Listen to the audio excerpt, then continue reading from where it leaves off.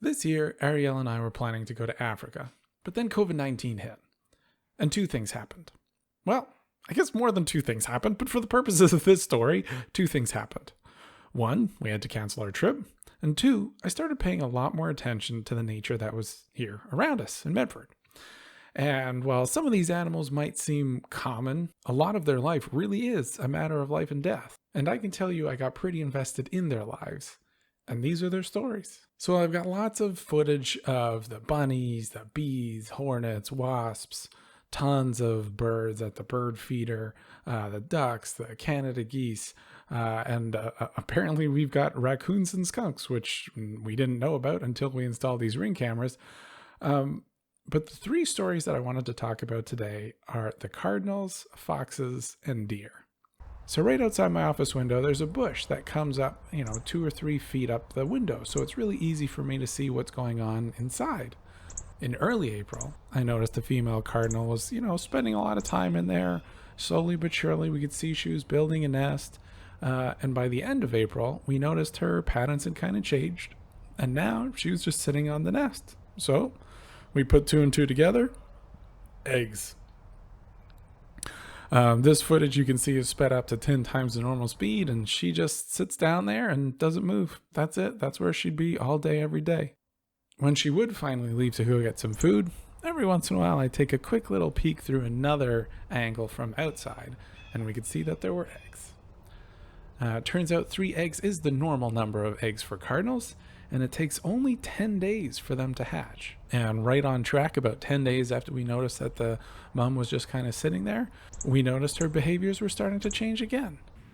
Now she's starting to look down a lot more, and then dad started showing up too. So cardinals actually mate for life. Both mom and dad work together raising the chicks. Mom generally stays with the chicks. Dad's off hunting.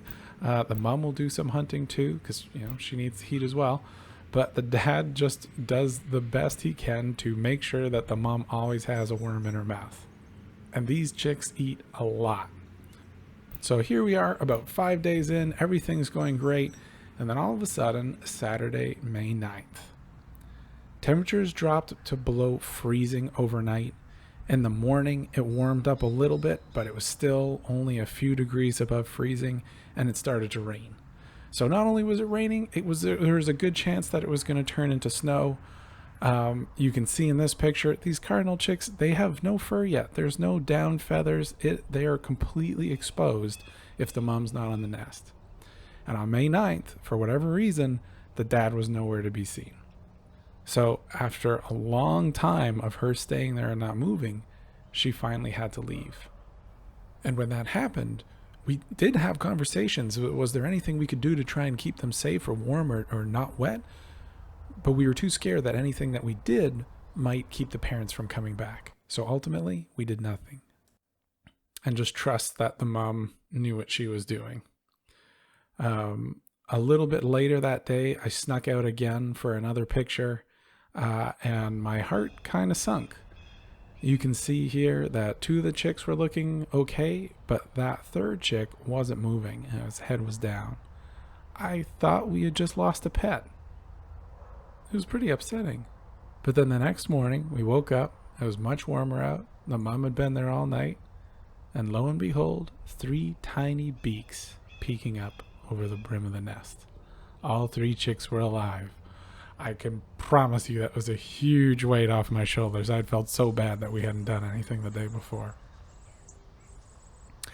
So this is a couple days later. You can see the chicks have almost doubled in size. They're still not really opening their eyes, but they did just demonstrate something to us. Did you see it? This is called a fecal sac. And when cardinal chicks poop, they excrete a white mucus, which kind of wraps everything up. Kind of like an internal diaper. And in this case, the mom actually eats it. So from what we could find doing our research, it turns out that the baby chicks don't completely digest their food. So it's not uncommon for the mom or the dad to eat it. And only later, as the chicks get older, the parents will, rather than eating the poop, just pick it up and drop it outside of the nest. And that's also why most birds' nests, when you see them, even if they've, raised 3 chicks, still look pretty immaculately clean when they're done. So to be perfectly honest, I kind of feel like this is an evolutionary trait that humans missed out on. Imagine not having to change diapers, just picking them up and put them in the garbage. Anyways, the life of these chicks is pretty nice at the moment. Eat, sleep, repeat. Again, this is sped up to 10 times and it looks pretty cozy to me. So you can see that the three of them have grown even more now. There's hardly any room left in the nest, which means it's time to leave. So cardinal chicks take about 10 to 14 days to fledge. They left the nest the very next morning. I don't even think they could fly at that point completely. They were probably just doing a lot of hopping and stretching their wings out. But that's that. They're off. And now anytime we see some young cardinal chicks flying around the house, we like to think that there are our little triplets here. This is the second year in a row that cardinals may nest in that bush, so hopefully we'll see them again next April. This next story is about our newest residents to the neighborhood, the red fox. This story actually starts back in January, and if you listen carefully, you'll hear some kind of weird shrieking noises in the background. We had no idea what this was at the time. The dogs are obviously looking kind of confused. And you'll hear Diefenbaker bark, which gives him a pretty loud retort. So after doing some research, it turns out this was most likely two foxes mating. So in my head, Diefenbaker's out there kind of barking, is kind of interrupting the mood a little bit. So I like to think that harsh bark back was the male fox kind of saying, hey, get out of here, guys. Give us some privacy. The vixen will carry the cubs for about 8 weeks, and then she gives birth to them in their den. In early April, we started to see a lot more fox activity. At night, during the day, in the rain and the sun, they were always out, they were always hunting, except for the occasional nap. So again, putting 2 and 2 together, the only answer we could come up with was cubs. So the vixen will actually carry the cubs for about 8 weeks. She gives birth in the den, and the cubs will stay in there for about a month, only emerging when they're about 5 or 6 weeks old. For the majority of that time, the mom stays with them, but just like the cardinals, the male and female, mom and dad foxes, they're working together to raise these cubs. So the two of them are out hunting and bringing food back all the time. As the cubs keep growing, the dad's going to stop coming by as much, but the mom's going to keep returning for another 6 to 9 months, making sure that her babies are, still being taken care of, that they've got their food and definitely getting their baths. Sometimes the parents will let the female cubs live with them for another year or so, but the males, already battling each other for alpha status, they move on relatively quickly, usually about that 6 to 9 month mark. And these cubs, like most puppies, just want to play. And when you live in the forest, you make do with whatever you can. In this case, it's a vulture's feather. So again, 5 cubs is a lot of mouths to feed. The mom and dad are constantly hunting. They sometimes come home with more food than the pups want. So what they'll do is dig little stashes and hide the meat in there and seal it back up. That teaches the cubs how to use their nose to find food, especially when they're hungry. But cubs will eat just about anything. We saw the cubs eating a bunch of different bugs on the ground, maybe some worms, really anything they can get their hands on. And other than a few shots of these cubs out during the day, most of the time, they'd only come out around sunset and go back into their dens around sunrise. Here's one time that the mom comes home. She's got some meat, which I think she hides in this little hole. All 5 puppies find it pretty quickly. And this starts a really interesting series of events. Because it looks like it's not just the cubs that were attracted to the smell of the meat. You can't see it yet, but there's a snake in that hole. And these 2 cubs are very curious about what that thing is. But at the same time, their instincts are telling them that this wiggly thing might be a little dangerous.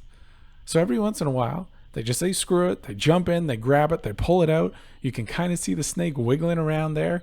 The foxes won't get too close, especially when the snake picks its head up, but still really curious about it. You can see this time the fox is thinking maybe if I come at it from upside down, it might go better. But ultimately decides retreat is the best solution. So the cubs actually start vying for dominance while they're still in the den, and that doesn't stop as they grow. So they do establish a hierarchy of sorts, and that's pretty important because that dictates who gets to eat the food and who gets the scraps. And while at first it kind of looks, again, like puppies playing, you can see it can get pretty serious.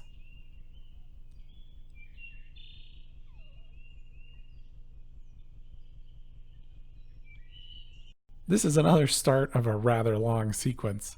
Here, the mom has brought a young squirrel back to the den. It's dead. And this cub gets a hold of it. It's 6 p.m. Here we are around midnight, and the cub has still been playing with this squirrel the entire 6 hours. I can read the look on the vixen's face saying, if you don't eat that soon, I'm going to take it from you. And yet here we are at 2 a.m. and that puppy is still going strong. At least now he's shifted more into hunting practice. So you can see he's using the bushes as cover, he's staying low to the ground, he's pouncing, and even that's really interesting. The reason foxes pounce is because a lot of their prey, like bunnies and mice, their instinctive self-defense reaction is to jump straight up in the air. So that's great for if a snake is about to strike, but if a fox is pouncing and coming down right on top of you, you're literally jumping into the predator's mouth.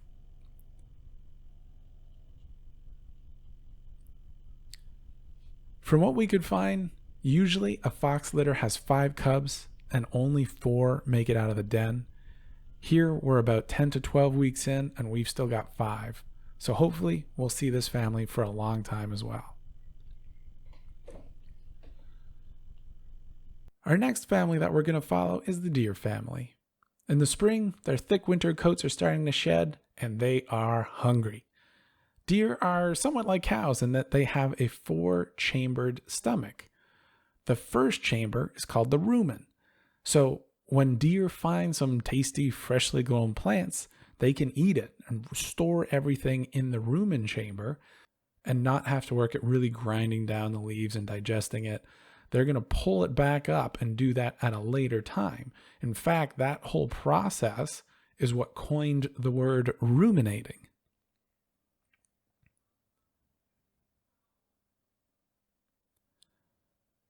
This is the mother of the group, and in this shot, I think it's pretty obvious that she's about to pop. There were a few times that we saw her, and I swear it looked like you could see a hoof sticking out of her side. And this is a really interesting interaction. We saw this happen a few times. So in our backyard, there's a really big clearing, and then right next to it is a really thick forest. The fox den is in the thick forest, and the deer like to use that clearing during the day, but ultimately when they walk through it, they go through the forest. Now we can't see the fox in this shot, but I promise you there's at least one, if not more, right there. You can see the mom was walking, she stopped, she's staring down really low, she's stomping her feet, she's flapping her tail. Those are all kind of designed to intimidate the foxes. But ultimately, even though the mother weighs 125 pounds versus a fox that weighs 10 to 14 pounds, the mom's going to back off. But it doesn't take long for danger to strike. So in the same way humans don't get to decide where they are when they go into labor, this deer mom didn't get to choose either. And we think it happened about 20 feet from the fox den. So while a 125-pound mother is in no danger from foxes, a brand new defenseless fawn probably looks like a nice snack to 7 hungry foxes. So there was about 1 full day when the mother wouldn't leave a 20-foot perimeter from where we were pretty sure she had the baby. Didn't matter if our dogs were out barking, snapping, sprinting, nothing would faze this mother. She was not going anywhere. And then the very next day, we saw this. And to be honest, in my head, it kind of felt like she called in reinforcements.